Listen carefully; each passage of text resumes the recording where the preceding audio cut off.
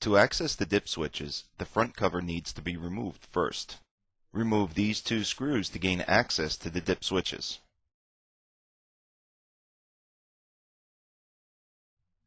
Enabling this switch locks out heat pump operation.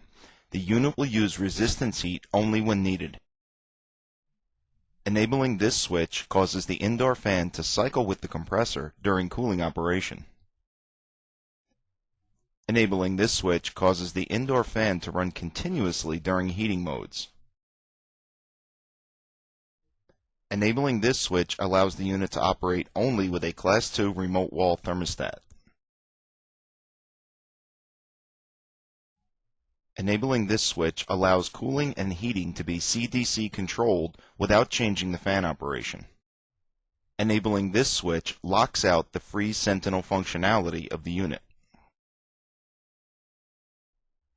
Enabling this switch powers the indoor fan to run continuously at high speeds regardless of the control settings. Enabling this switch allows the occupancy feature to be used in conjunction with an energy management system. Enabling these 6 switches in different combinations changes the temperature limits of the unit. See the service guide or mini manual for more information.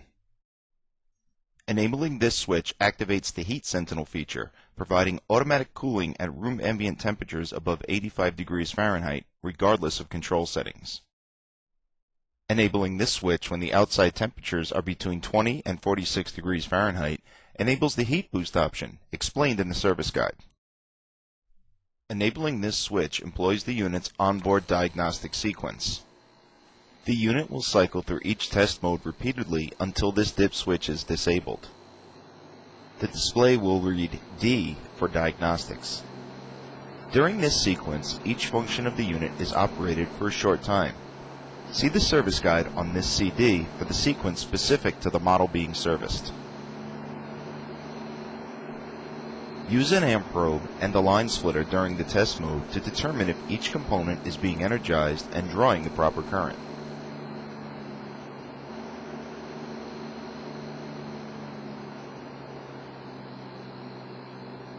The proper readings for each mode can be obtained from the rating plate on the front or the mini manual. As the test mode continues, the technician can monitor the changes in current draw and how they correspond to the different functions of the unit. It is important to note that the compressor may not run long enough in test mode to perform any temperature testing. Such diagnostics should be performed with the unit in normal operation mode. Disable this dip switch to return to normal operation.